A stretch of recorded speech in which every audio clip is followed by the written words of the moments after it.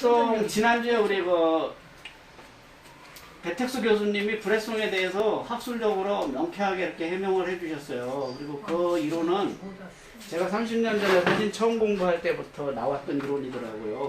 그래서 30년 전에 저도 이렇게 브레송한테 감화를 많이 받아가지고 인식론이라는 거를 월간 사진 처음 하면서 굉장히 짤막한 메시지를 한 장 받았어요. 그때 나중에 보니까 그게 브레송이 쓴 메시지더라고요. 브레송이 뭐라고 얘기를 했냐면, 촬영은 인식이다. 부처님 말씀 같았고, 촬영은 인식이다. 자신의 감정과 기술과 지성이 동일 궤도상에 일치되는 것이 곧 사진이다. 이렇게 얘기를 했어요. 굉장히 말이 어렵죠? 자신의 감정과 자신의 기술과 자신의 지성이 어떤 한 점에서 일치되는 것이 곧 사진이다. 이렇게 얘기를 했다고요. 그래서 사진이라는 게 뭔지 참 굉장히 제가 고민을 많이 할 때, 제가 사진이 너무 어려워가지고 머리를 빡빡 깎아준 적이 있어요. 그리고 지금은 머리를 굉장히 길게 기르고 있지만, 옛날에 완전히 빡빡 깎아가지고 사람들이 깎아준 가짜둥 이래가지고 가중이라는 이름이 만들어진 겁니다.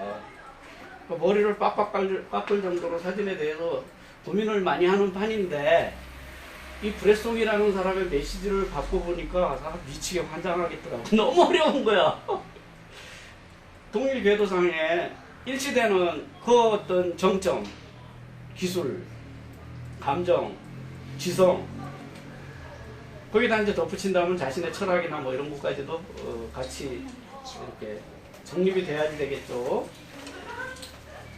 그러고서 이제 그분은 이제 다음에서 부원해가지고 보로 이러고서 부원을 했어요. 보로. 작가는 자신과 대상에 대해서 최대한의 존경을 기울여야지 된다. 이렇게 얘기를 하더라고요. 이거 굉장히 짧은 메시지예요. 짧은 메시지인데 그 짧은 메시지에 엄청난 사진의 모든 면들이 들어있다는 거죠. 우리 사진의 대가들 보면 브레송은 이제 촬영은 인식이다. 이렇게 얘기를 했습니다. 그래서 이제 촬영은 곧 인식하는 것이다. 도로 자기는 자신과 대상에 대해서 최대한의 존경을 기울여야 된다. 이렇게 말을 했습니다. 촬영은 인식이다. 자신의 지성과 철학과 감정과 기술이 동일 궤도상에 일치되는 것이 곧 사진이다. 이렇게 얘기를 했다고요. 촬영은 인식이다 그랬는데, 촬영은 인식이다라는 말도 굉장히 어려운데, 뭐가 동일 궤도상에 일치가 돼야지 되며, 또 뭘 존경을 해야지 되냐. 큰절을 하고 그래서 무슨 종교처럼 신봉을 해야지 사진이 되는 건지. 자, 그래가지고 해석을 하다 안 돼가지고 제가 욕을 한바탕 퍼부었습니다. 지금 18 대가는 무슨 이렇게 어렵게 말을 해야 대가가 되는 거냐. 대가란 놈들은 말이 너무 어렵다. 좀 쉽게 뿌리해주면 어디 듣나냐. 좀 쉽게 말해봐라. 근데 그분은 죽고, 그때는 안 죽었을 때죠. 그렇다고 내가 그분하고 친분이 있는 것도 아니고, 그분한테 내가 무슨 문답하러 이렇게 무슨 하다못해 메일이라도 보낼 입장도 아닌데, 그 메시지가 어떻게 해서 한국으로 들어왔고, 그걸 내가 우연히 입수를 했을 뿐이지, 그분하고 이렇게 소통을 할 그런 경지에는 없잖아요. 그래서 하여간 대가는 어렵게 얘기를 해야지 되나 보다 그랬는데, 그 시절 정서가 사진이나 이런 거 쉽게 가는 게 아니라 굉장히 어렵게 갔어요. 그때만 해도 우리나라 교수들이나 이런 분들이 말을 어렵게 하고 고상하게 하고, 그걸 뭐라 그래요? 미사여구라 그러나? 미사여구를 많이 써요. 예. 그래야지 좀 더 고상하게 보이고 좀 더 유명해지고. 옛날엔 그랬습니다. 지금은 그런 바보대. 시도 그랬어요. 시대가 바뀌었습니다. 지금은 아주 쉽게 얘기하고 누구라도 빠르게 이해하고 이런 교수가 유능한 교수지, 어렵게 미사여구 쓰고 어렵게 말하고 이러는 게 유능한 교수가 아닌 시대로 바뀌었는데, 그 시절만 해도 이제 말들이 그렇게 어려웠습니다. 근데 그분은 어렵게 하려는 생각은 없었죠. 그리고 그것을 풀이해 보니까, 저는 못 풀었습니다만은 훗날 이제 사진을 오래 하면서 스스로 깨우쳐지더라고요. 그래서 깨우쳐지고 나서 비로소 참 브레송이라는 분이 정말 대가다. 이거를 그때 이제 깨우치고 존경심이 우러났습니다. 그래서 이제 그 깨우친 걸 오늘 얘기 좀 해드리려고 그러고, 지금 그 시대에 브레송에 대해서 해석해서 해놓은 분들이 뭐 누가 해석했는지 모르는데 저도 그걸 몰라가지고 이번에 뭐 식당에서 제가 배택수 교수님한테 물었어. 그거 누가 쓴 글이냐고. 배택수 교수님이 쓴 글이 아닙니다. 그죠? 이번에 우리 강의했던 것들이.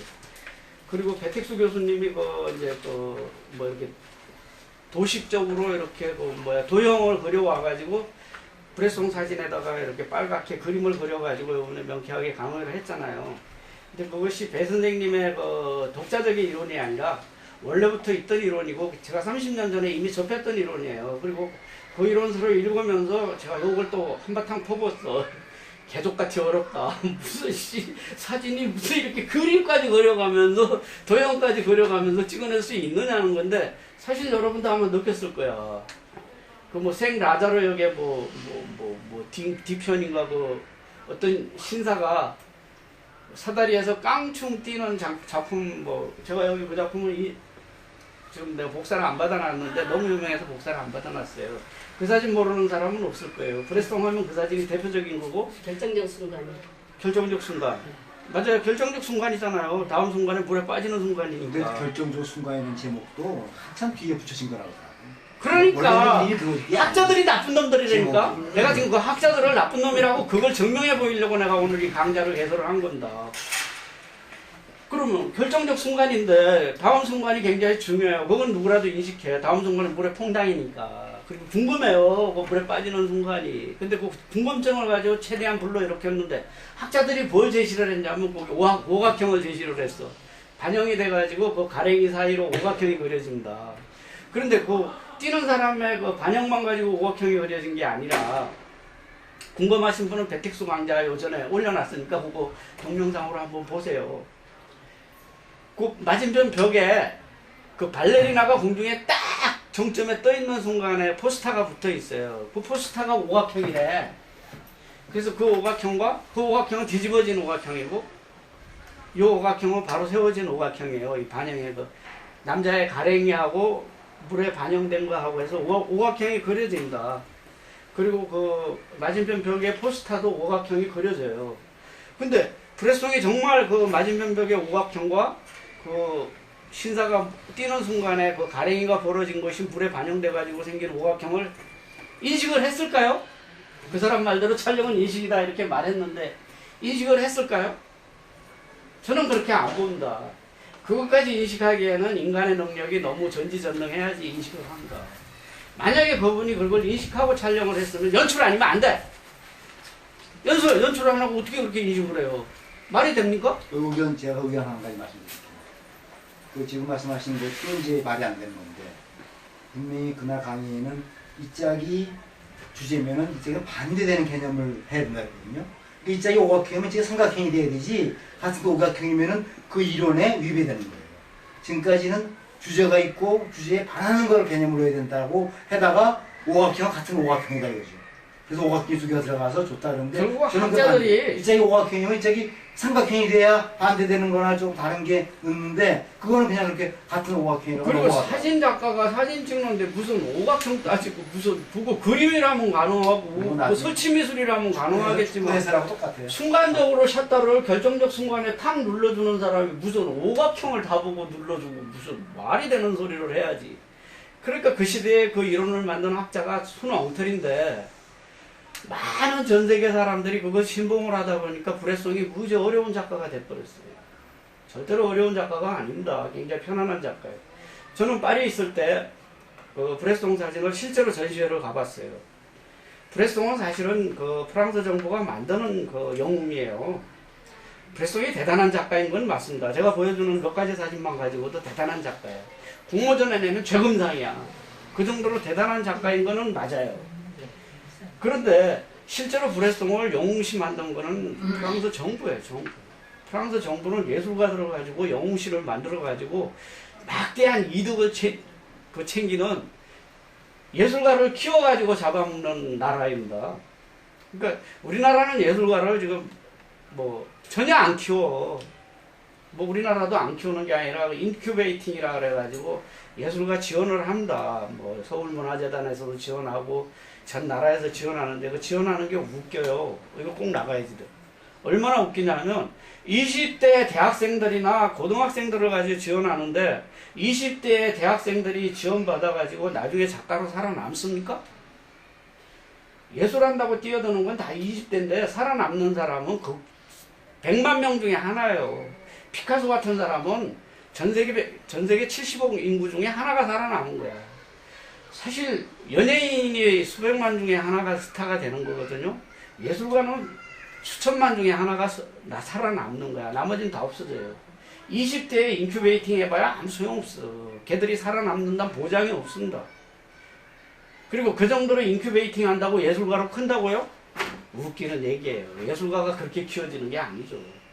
정말 끈질기게 살아남은 그 사람들을 인큐베이팅을 해야지 돼요.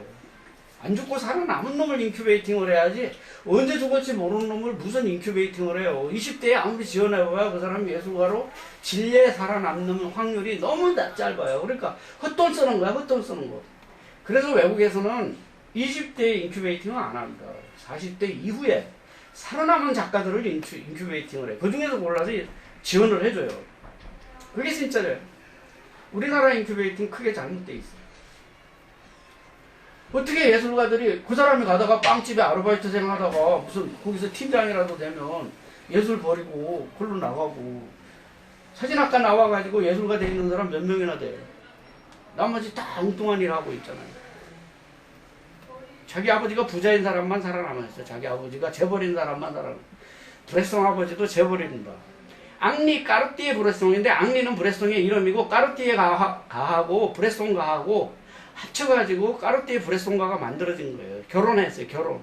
근데 브레송가도 엄청난 부자고 까르띠에가도 엄청난 부자야. 프랑스에서 재벌가입니다. 두 재벌가가 합쳐가지고 진짜 더 큰 재벌이 됐고 그때 낳은 아이가 앙리예요. 바로 브레송. 정말 돈이 많아가지고 연출하려면 진짜 무슨 미국 대통령이라도 돈 주고 연출할 수 있는 사람이에요. 엄청난 재벌가의 자식입니다. 그래서 처음에는 그림을 했었는데 그림을 하다가 재미없어가지고 사진으로 바꿨는데 그 라이카 카메라로 사가지고 사진을 했는데 그 그림을 배운 거기에다가 원래 브로조아가에서 브로조아 출신이기 때문에 예술할 만한 입장이 돼 있었던 사람입니다. 그러니까 그 사람 사진은 연출했느냐 안 했느냐 우리는 몰라요. 본인이 연출 아니라고 그러면 아닌 거고 그런 거지. 근데 만약에 뭐 오합형 운운한다면 뭐 연출 아니면 불가능한 사실이에요. 그 연출 진짜로 했는지 안 했는지는 모르겠는데 많은 부분이 공모주행류의 사진을 했고 굉장히 쉬웠던 사진이라는 걸 보여드리려고 그래요. 그럼 아까 촬영은 인식이다. 작가의 지성과 뭐 철학과 기술과 감정이 동일 궤도상에 일치되는 것이 곧 사진이다. 고로 작가는 대상과 나에 대해서 최대한 존경을 기울여야지 된다. 이렇게 메시지를 받고 제가 수십 년 후에 그 메시지에 그분이 말한 뜻을 비로소 내가 인식을 했어요. 풀이를 했다고요. 처음엔 풀이 못하고 욕을 막 해붙였죠. 미친놈 아니냐. 뭐가 이렇게 어렵냐. 정말 어렵지는 않더라고요. 사실 저는 뭐 브레송하고는 많이 성향이 다른 작가예요. 저는 뭐 연출 조작하는 작가잖아요. 말 그대로 살롱 사진 작가인데 브레송은 엄밀히 말해서 보도 사진가거든요. 브레송은 그렇게 조작하거나 뭐 이런 분은 아니에요. 그분은 조작을 얼마나 싫어했느냐면 우선 카메라 45mm 렌저 외에는 안 썼어요. 표준 렌저라는 그 표준 렌저만 오로지 처음부터 끝까지 썼지 망원 렌저나 광각 렌저를 써본 적이 없는 분이에요. 지독하게 조작하는 걸 싫어해가지고 인간의 눈과 가장 거의 비슷한 렌저, 즉 표준 렌저를 만을 썼어. 표준 렌저를이 아니라 표준 렌저만을 썼던 분이에요. 렌저 교환을 안 했던 분입니다. 그 다음에 자세를 전혀 바꿔본 적이 없어요. 촬영 자세를 안 바꿨어요. 닫아보세요. 제6포지션이라는 자세로 썼는데 제6포지션이라는 자세는 뭐냐면 발레에서 나온 용어예요. 발레에서 도약하기 전에 약간 꾸부정하게 이렇게 출발을 합니다. 약간 꾸부정하게. 그 제6포지션이라고 그러는데 도약하기 직전에 약간 꾸부정한, 즉 그걸 아이레벨이라고 그러죠. 아이레벨. 우리 사진 찍을 때 눈높이를 아이레벨이라고 그래. 그냥 보통 사람이 약간 숙여가지고 서 있는 그 자세 외에는 전혀 다른 자세를 써본 적이 없는 분이야. 그러니까 인간의 눈높이에서만 찍은 사람이에요. 아이 레벨만은 쓴 분이죠. 다음에 현상하는데 뭐 우리가 현상 방법에 n 플러스 n 마이너스 이래가지고 뭐 정감현상법이라는 거를 작가들은 즐겨 씁니다. 저부터는 현란하겠어요. 즐겨 쓰는 게 아니라 이렇게 마이너스 현상법, 플러스 현상법을 많이 쓰는데 그분은 노멀 현상법 외에는 안 썼어요. 굉장히 지극하게 평범한 현상을 했다는 거지. 인화지도 단계가 11단계가 있습니다. 콘트라스트가 강한 단계도 있고 부드러운 것도 있고 이래가지고 인화지도 굉장히 다양한 방법이 있는데 노멀 인화지밖에 안 썼어. 노멀 현상에 노멀 인화. 즉 현상 인화에서 전혀 조작해 본 적이 없는 분입니다. 렌저도 안 받고. 그러니까 연출 조작이라는 건 전혀 해본 적이 없어요. 그러니까 결정적 순간이라는 거는 순간에 어떤 감정이 일치되는 그 순간에 셔터를 딱 눌러줬지 조작을 하거나 그 사진을 만들기 위해서 뭐 밑에 가서 찍는다든지 위에 올라가서 찍는다든지 들어놓는다든지 뭐 이런 일을 해본 적이 없는 분이에요.